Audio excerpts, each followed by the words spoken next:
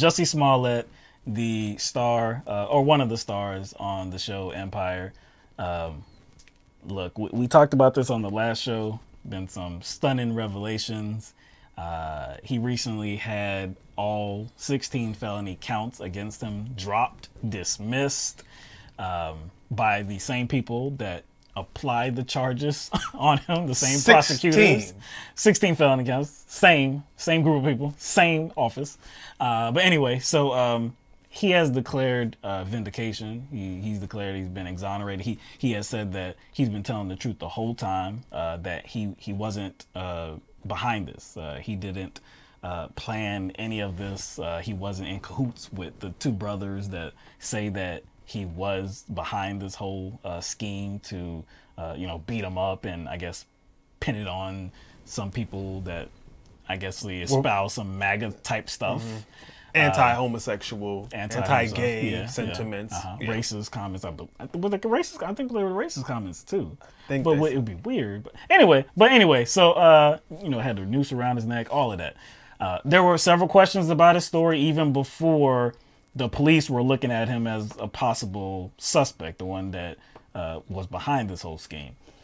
So the superintendent, the Chicago police superintendent, Eddie Johnson, famously, when he was, just a few weeks ago, he was behind the mic and looked like he tried the case in public. He was just laying out the case against him and said that he did this because he was dissatisfied with his salary, this and that. I guess there wasn't enough attention put on the letter that was sent to his residence. Yeah, was it his residence? I don't know, it was the studio.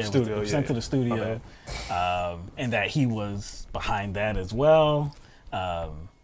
Anyway, like I said, it's just a lot of information being thrown at you very rapidly. But again, recently he was just the charges were dropped. So we have a lot of questions about, and a lot of people have a lot of questions about how, look, if the charges are dropped, then that means that there has to be another action.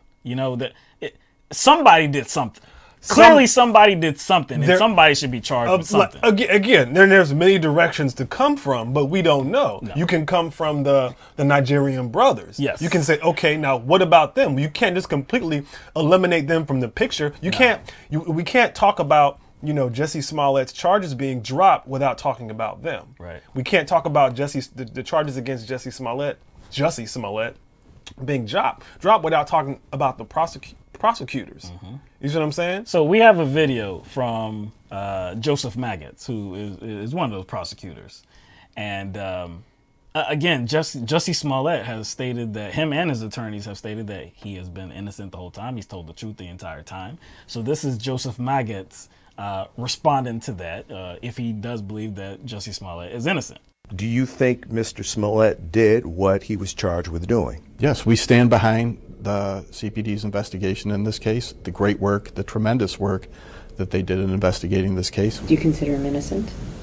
No. Yo, you're going to have to put your hands on my shoulder, dog. You're going to have to put your hands on my shoulder, dog. Do you see how ridiculous that sounds? If you stand by your case. You stand by the investigation. You stand by the investigation, your evidence, and the case. Why drop the charges? That's all I'm saying. Why drop the charges? Do you consider Jussie Smollett to be innocent? No. You're the prosecutor, okay, dog. You're the prosecutor. Why did you drop the charges? No. 16 charges. 16, not one remains. And see, that's the thing. Like we've talked about on the show before about how law enforcement will stack charges purposefully to strike plea deals. They'll be like, hey, if you plead to this charge or these set of charges, we'll get rid of the rest of the charges. Normally they do that. So they had a ton of leverage. At least they had 15 charges worth of leverage that they didn't use. They just dropped all of them. So one would suspect that this case was built on nothing. It was just built on a big bag of nothing. And when they couldn't convince him to actually take a plea agreement, I guess then they had to drop the charges. But that does not explain how they were able to actually indict him in the first place. That doesn't explain it at all. So the Cook County State's Attorney, who is Kim Fox, right? So Kim Fox was recently interviewed, and she went into what this amounts to, I guess. And the way she puts it, it's not actually a dismissal or a dropping of the charges. It's like that kind of deferred, the deferred prosecution. Deferred prosecution, which happens, again, I can't remember because I read this a couple weeks ago. It happens on like maybe, I would say like 10% of the charges that kind of line up with what he was charged with. Right. Like usually 10% of these cases do the same thing. But this is a high profile case. See, it was a high profile case.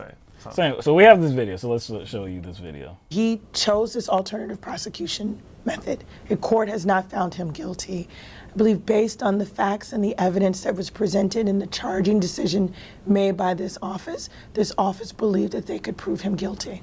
I think this office, based on those charging decisions, believed that he is culpable of doing that. New and important, she said parts of Smollett's file were sealed in error. Mr. Smollett was allowed to have his criminal record, so the police report around the arrest, sealed. The court file was not supposed to be sealed. I think what happened was the clerk sealed the whole thing. Yo! So first of all, she said that Smollett chose this, which him and his attorneys have stated that this wasn't the dropping of the charges, the dismissal of all the charges were not part of some agreement. His narrative, his attorney's narrative is that, no, this was something that the prosecutors came to them with. We're going to drop the charges and it's not contingent on anything. But the last part of that, she said that it was a clerk error. This was a court error. The actual file was not supposed, the actual court file was not supposed to be.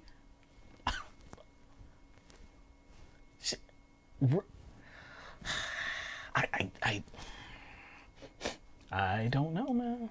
She said the clerk made an error. It wasn't supposed to be sealed. I haven't heard that before. I've not heard that before. It was an error. So it wasn't supposed to be sealed, but it was sealed. So there's no recourse for that? She's making it like her hands are tied or something. Her hands are tied by something. Now, we don't know, but from the looks of it, it looks as if Jussie Smollett has some sort of like muscle. That's what it appears to be. Jussie Smollett has some muscle somewhere, and it has to lie outside of Chicago because Rahm Emanuel is mad. Yes, the superintendent is mad. That's correct. I don't care. Show me pictures of him with Michelle Obama. I've seen people. Oh, he took a picture with Michelle Obama, so that must mean Obama was involved. Like, how you just make that connection? Obama's taking a lot of pictures with people. I know, it's so stupid. It's such a straight line conclusion. Right. But, you know, Will had like maybe some other scenario that this could involve. Right. You know what I'm saying? You want me to? Oh yes, because it's yours, dog. This yours. All right. I mean, I can kind of co-sign it, but it's yours, man. I'll let you explain. Well, look, before I say that, Kim Fox, she was interviewed on CNN too, and she said that she was asked by Don Lemon if anybody reached down from above and was like, "Hey, you know, make these charges go away." And she said, no, of course not. That didn't happen. No, of course you can't. I mean, she wouldn't admit that. Who would be like, you know what? Yes. Exactly. And let me name names. Exactly. The question is ridiculous because, of course, you're not going to get a real answer if it did happen. But anyway, so this just looks like Jussie Smollett has a trump card of some sort. No pun intended. No pun intended. No pun intended. But it just looks like he has something because it just doesn't make sense that these charges were dismissed. All the while saying that you believe in the investigation and you believe that he is not innocent. So it doesn't make sense. So the only thing that I can think of is that he does have that trump card. And the only trump card that I can think of that I can reasonably conceive this is just me spitballing, all right? It's just me. Nah, actually, I'm not spitballing because I actually thought about this. Look, we know what the country is, right? We know what the country is like, right? We know what globally what the state of just social issues are like. Okay. Jussie Smollett is a homosexual man. Right. Okay. We know, what feelings there are about homosexuality, and especially influential people that are homosexual. A lot of times these people do not come out of the closet because in fear of some type of retribution or how they're going to look in the public, they're going to lose support or what have you. All right. That still exists. That's still a reality in 2019. So the only thing I can think of is that possibly Jussie Smollett may have some type of information about some people about in high up places that involve potential homosexuality. And the reason why Will is going there is because of Jussie Smollett's kind of class level. Yeah. His economics. You see what I'm saying? So, like, usually when people, I guess their tax bracket goes up, it changes who they hang around. Right. You rub shoulders with other people. Right. So, like, the people who he rubs shoulders with are most likely in positions of power and in that same economic bracket or even higher. Right. So he, like you said, he rubs shoulders with certain people. Yeah. And maybe in the process, just saying. This is unsubstantiated, right? Unsubstantiated. We have no idea if this is real or not. I'm just saying that would make sense. Like, what's going on right now without that information doesn't make sense. Doesn't make any sense whatsoever. We've already seen the whole anti-lynching bill conspiracy argument, and I see somebody mention Kamala. That doesn't hold water. No, it doesn't. Because that bill already passed the Senate like in December. That was before the incident happened. So people saying that, oh, this incident was used to gather and garner support for the anti-lynching bill. No, it wasn't. It was already passed through a Republican-led Senate in December. So they didn't need any more support for it. And the reason why it didn't get to the House, it was because of the government shutdown. So that kind of stalled that. So that's not the case. There was no more steam that it needed. It already had the steam. So that's nah. And look, again, the whole narrative that this was some sort of an agreement that was I guess reached with Jussie Smollett's his team of attorneys and the prosecution has been shot down by Jussie Smollett's attorney. So one of his attorneys, who her name is Tina Glandian, she has appeared on multiple programs recently. She was interviewed by CNN's Anderson Cooper. She was interviewed by ABC's Mark Stephanopoulos. So we have one clip where she was speaking with Anderson Cooper, and when again she shot down that whole idea that this was some type of an agreement. So Jussie Smollett did what, like 2 days of community service and paid a $10,000 fine. Why did he do that? I mean, that seems to be some form of punishment. What was he being punished for? He was not punished. He was not ordered to do a single thing in this case. He voluntarily agreed to forfeit the bond because if he had chosen, and this was a decision he struggled with because he knew what the perception would be and he didn't want that to be the perception.